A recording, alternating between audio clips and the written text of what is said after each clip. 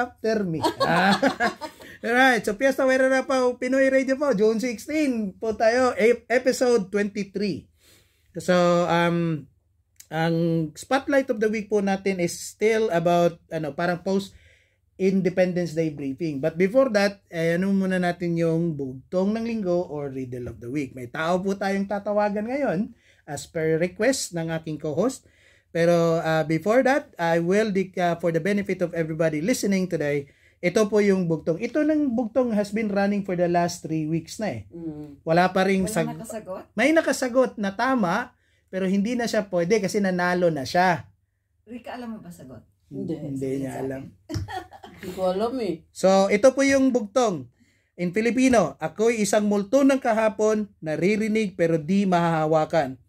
Kapag ako'y binigkas, ako'y naglalaho, ngunit sa alaala, ako'y nananatili. Ano ako? In English, I am a ghost of yesterday, heard but never held, once spoken I vanish, but in memory I remain. What am I? So, yan po yung bugtong o riddle of the week natin. Okay, so proceed po tayo sa ating featured article. Ito is highlighting or spotlighting and the very local event that we have recently entitled Chanel College Celebrates Philippine Independence Day with Pride and Unity. So kami ni Rika, andun po kami noon. We were the witnesses of that event. Well done, you too. Yeah. So in Masterton, New Zealand, on a crisp winter morning, the vibrant notes of Lupang Hinirang, the Philippine national anthem, echoed across Chanel College's grounds as students and staff gathered to celebrate the 127th Philippine Independence Day. June 12th, flag raising ceremony, led by the Filipino student leaders, was a heartfelt tribute to heritage, resilience, and enduring spirit of bayanihan or community unity thousands of miles from the Philippines. It is a ceremony of pride and reflection. At 9 in the morning, the school community assembled near the flagpole, where 2 students, Joshane Abubo and Patrick Kailing, solemnly raised the Philippine flag.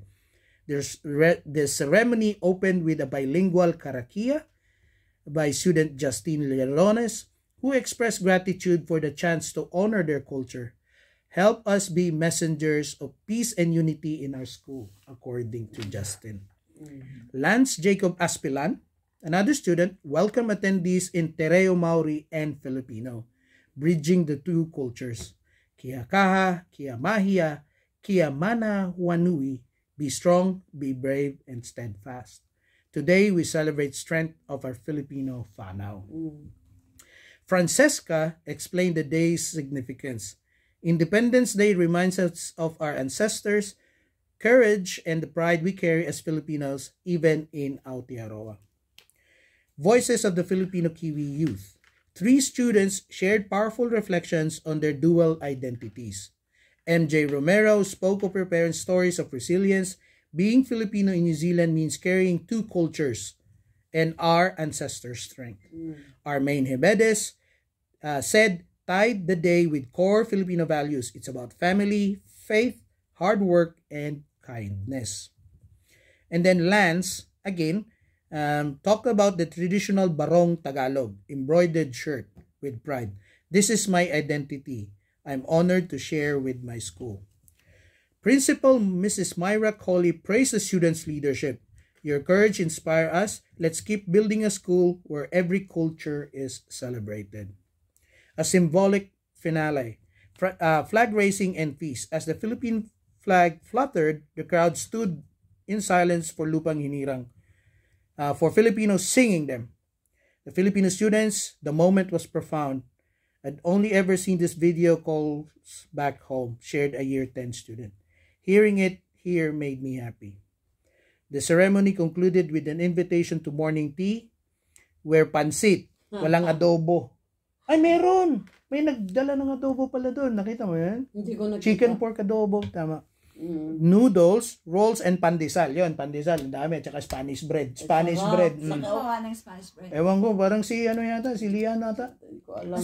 Si Lian sila. Ang dami Oo, ko masarap. nauwi. Sarap siya, marami na ako eh. Ako isang tray. A delicious nod for Filipino hospitality. Why does this matter? Chanel College event was more than just a ritual. It was a bridge between homelands. For the Philippines, June 12 marks freedom for colonial rule. For these students, it's a chance to preserve heritage in a new land, educate peers about their story, foster pride in their hyphenated identities as Filipino Kiwis. As Francesca poignantly noted, we may be far from the Philippines, but our hearts are close. In final thought, in Mastodon, a small college celebration became a powerful reminder. Independence isn't just about the past, it's about the future. And for Chanel's Filipino youth, the future is bright, bold, beautiful, beautifully bicultural. Mabuhay ang Pilipinas, mabuhay ang Aotearoa. Mabuhay. Well done. You must be beaming with pride. Oh yeah, especially yung mga bata. Yeah. Ako proud na proud talaga ako, they led it. Yes. So ano yan? So it's good. Roughly, ilan sila? Marami, mga Marami. more than 30s na. Almost hindi more than 30. Hindi, more than 30 nga. Yeah. Marami-rami din. Marami din sila. Do they have a dance? No. No. Just wearing the Traditionals Yeah, lang, naka traditional Maria Clara, costume. naka Pilipiniana. That's good on them. yeah. Si Ryan, nakabarong Tagalog yan eh. Yeah, I saw yeah. it. How long did it take? Anong oras ka Wala, 1 hour lang. 1 hour lang. Tapos Alas 10 tapos na. after that, kainan. Ang daming pagkain. In Hindi fairness. yung program, yung flag raising, it will only take probably 4 minutes to sing. Yeah. Tapos walang instructions. Alam ng mga bata anong gagawin nila. Yun yung gustong-gusto ko kay Patrick at saka kay Joshane. Kasi talagang mabagal yung pagka-raise ba. Hindi yung, kasi traditionally, pwedeng mabilis. Paakyati mo siya kagad sa para lahat nakatingala. Pero depende kung gaano siguro kahaba ang pool. Hindi, ba? usually, ang traditional practice niyan, mabilis yan paakyatin. Mabilis na. Para lahat ng kumakanta, o mga Pilipino, nakatingala Nakatingin sa sa flag. flag. Oo. Nakatingala. When I say sige. tingala, nakatingin pataas. Oo, pataas. So, pero dahil mabagal yun, tapos and then pagkatapos nung tinali na ni Joshane, talagang nakaganon pa sila. Sabi ko, ito yung example. Yeah. Tapos lahat talaga, sila Justine, si Francesca, si Armaine, naka-Pilipiniana lahat, Yeah. naka-bolero. Yeah. Tapos tinatanong ni Myra, ano to, yung mga ganun. So, maraming question. and then yung natawa lang kami, isa sa natawa kami kanila Myra, kasi tinanong niya, what kind of bread is this one? Tapos sabi ko, that's pandesal. Yeah. Tapos, that's Spanish bread. Spanish bread. Hindi Filipino, kasi Spanish bread. Pero sabi ko, it's called Spanish bread because it was originated by made by a Filipino baker, but it was during the Spanish era. Oo, tama. Kaya Spanish bread yung tawag. It didn't really change the name. That's it. No, Yeah, so no, sabi ko dapat pinalitan na lang ng pandikoko.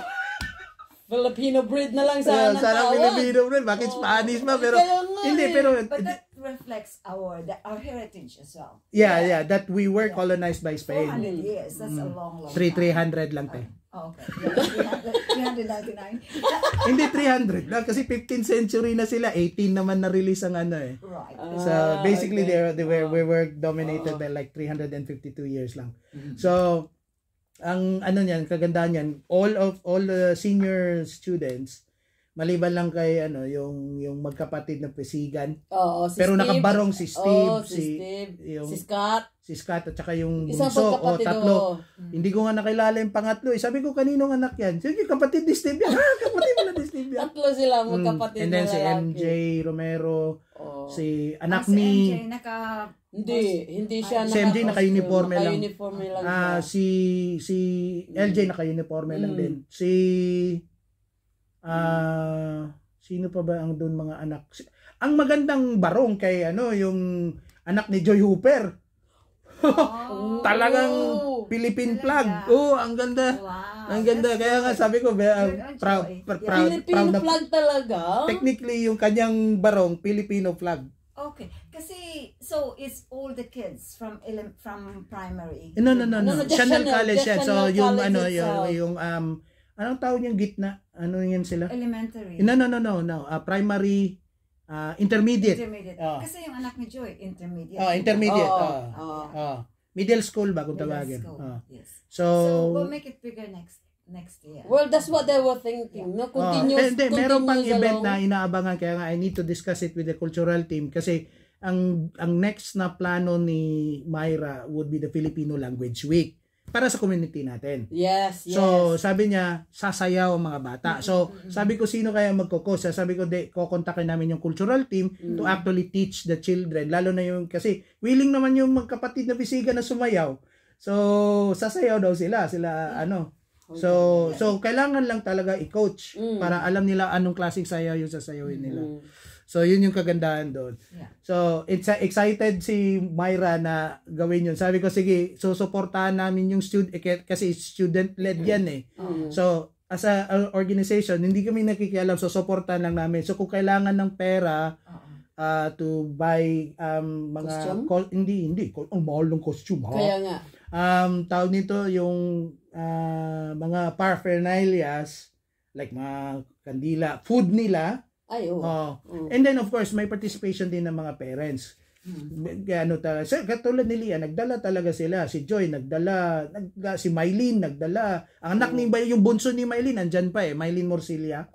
Yun. Yeah. So next time, definitely yung anak ni Joy andoon. Yeah. Oo, kasi middle school pa Middle So school pa. so ilan lang naman ang gagraduate this year? Parang 3 lang ata. Anak Tatlo? ni May. Si Yeah. Francesca, di ba? She is Si graduating. year 13 siya, si Steve, Si year Steve, 13. si Armin. Year 13. So Ay, tatlo, lang apat ata. lang yata sila mag-graduate. Ay, si Parang tatlo lang si yata. Justin. So thank Hindi, you si so Justin much. parang year 12 pa We are so proud of the students and the parents, huh? Yes, Oo, yes. oo.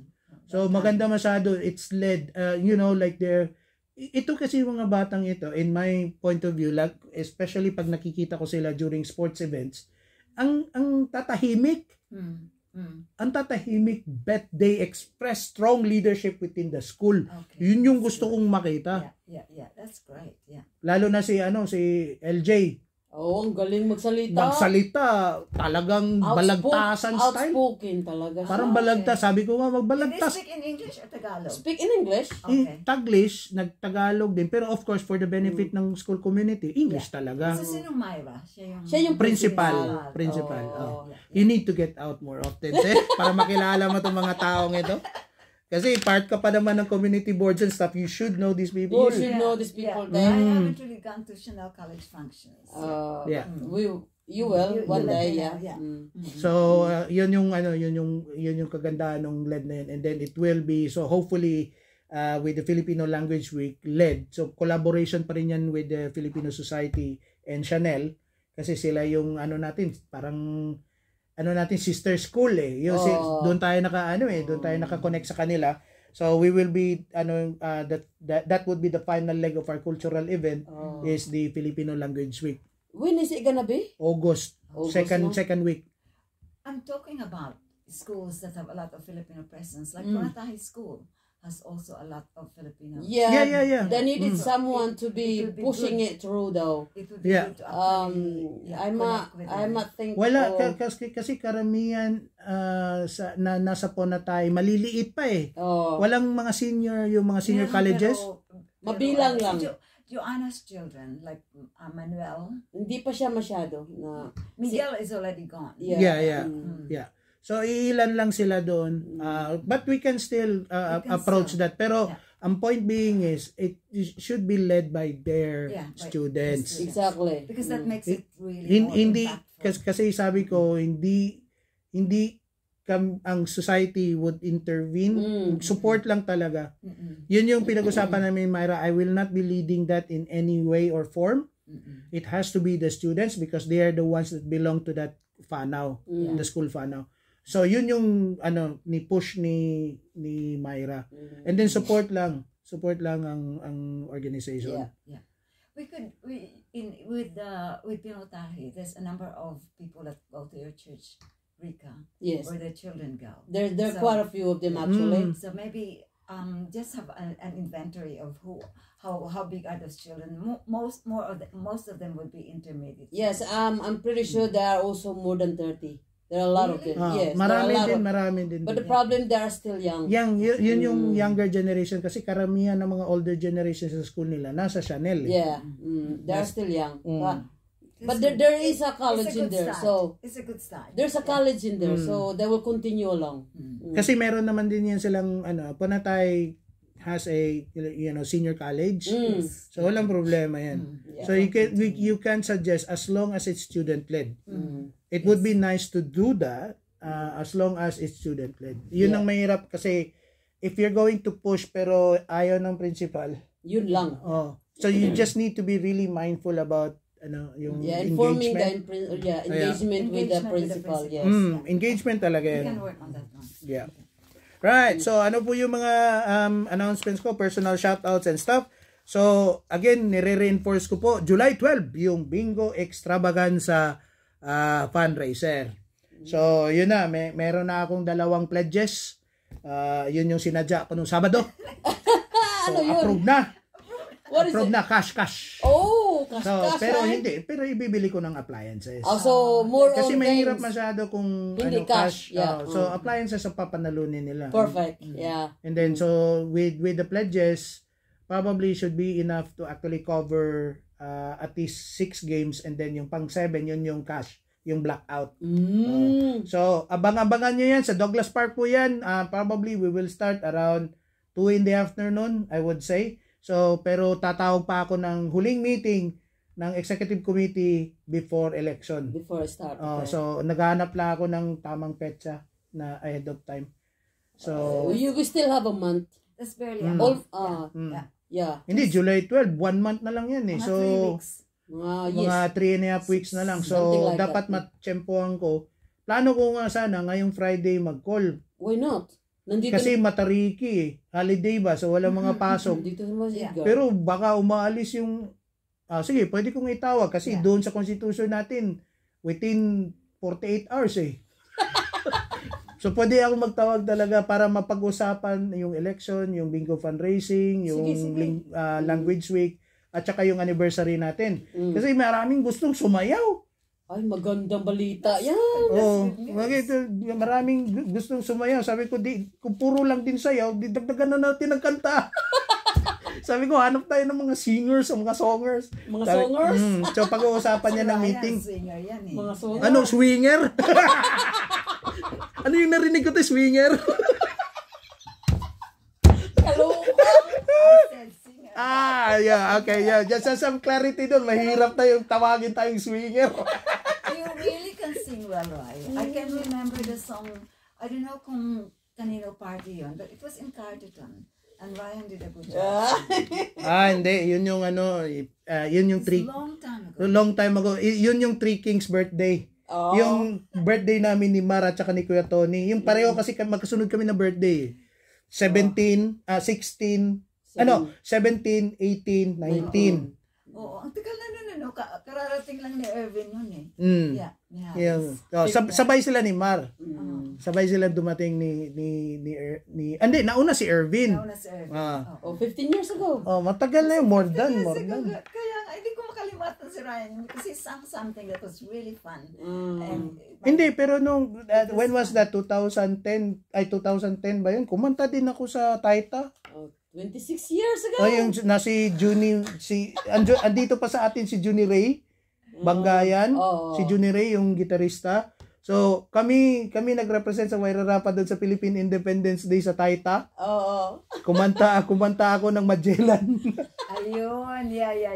Yeah, he sang something na that was really funny. I wonder if you kinanta mo rin yung Magellan. Sa Independence Day yon. So, I was just even thinking na kantahin ko sana doon sa event. Hindi man alam nung banda.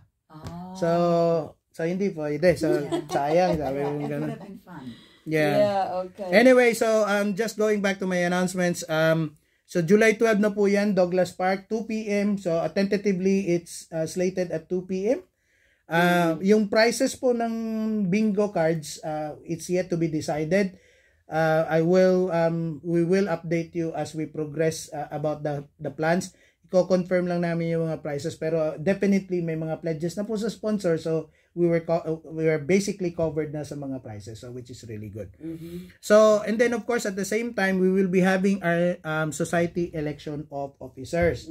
So yung nomination is open na, And then we will make the announcement at by the end of the month or sa July, first week ng July. Kung sino yung mga kandidato. We don't need for them, probably doon on that day, pwede sila magsalita.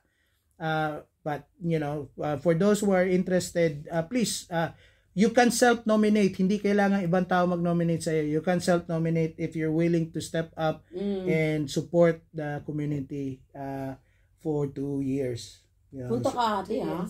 Oh, July 12. Yeah.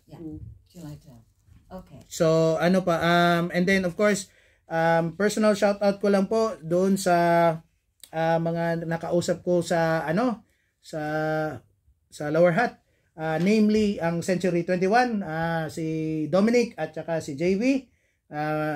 Thank you so much for having that combo last Saturday. And of course, yung mga politicians po natin, namely si Mike Bateric, National MP for Wararapa, Paulo Garcia, National MP for New Lynn, Jeannie Henderson, Labor MP for Lower Hutt. Hindi ko alam kung anong part ng Lower Hutt. Basta may part. Okay. And then si Ambassador Kira Azucena, of course. And then si Polo Officer, Polo Officer Sir Ton Mutok Jr. And then of course, Green Party List MP na si Francisco Kiko Fernandez. And then sino pa ba namit ko? Si Marie, yung taga Polo. At saka sino itong secretary ni Kira? Hindi, babae. Kalimutan ko pangalan. Maravilla Apelyedo. Kalimutan ko yung first name. So nakita-kita po kami doon. Of course, si Carmela with the House of Musa, New Zealand. Personal shout out ko po yan. Mel Fernandez was there too. Did you see him? Na. And then yung nagtitinda ng barong sa likod na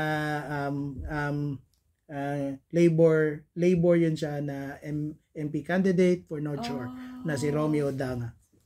Right. Romy Odanga. Danga pala siya. Romy Odanga. Odanga. Yung nagtitinda ng barong doon sa likod na nilapitan ko. I went there not to buy barong. I went there because I know who he is. He was here, di ba, last time? No, kasama ni Kiran. Yung nag-campaign sila no previous term. Okay. And then yung andito si Mike at saka si Paolo naman, yung kumain lang ng kwek-kwek ni Ate Diana tapos umuwi na kaagad. Riddle. Ha? So, balik tayo sa riddle. Gustong-gusto talaga ng co-host ko na tawagan itong taong ito. So, gugulatin natin siya. Ready ba to? Hindi ko alam. Pero sabi, birthday niya ngayon? Birthday niya ngayon?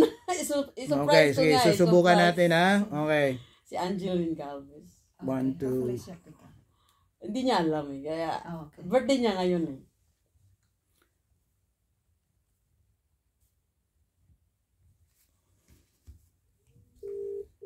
Ayun.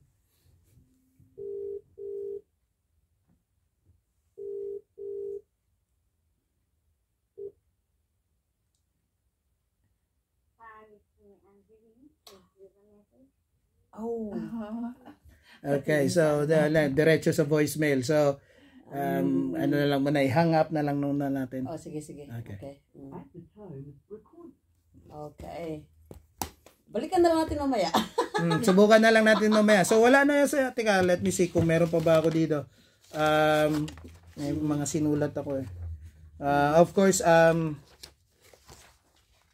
hindi, okay na. So yun na, cover ko na yata lahat. So, yeah, so masaya na po ako doon. So balik sa iyo, Ate Kim.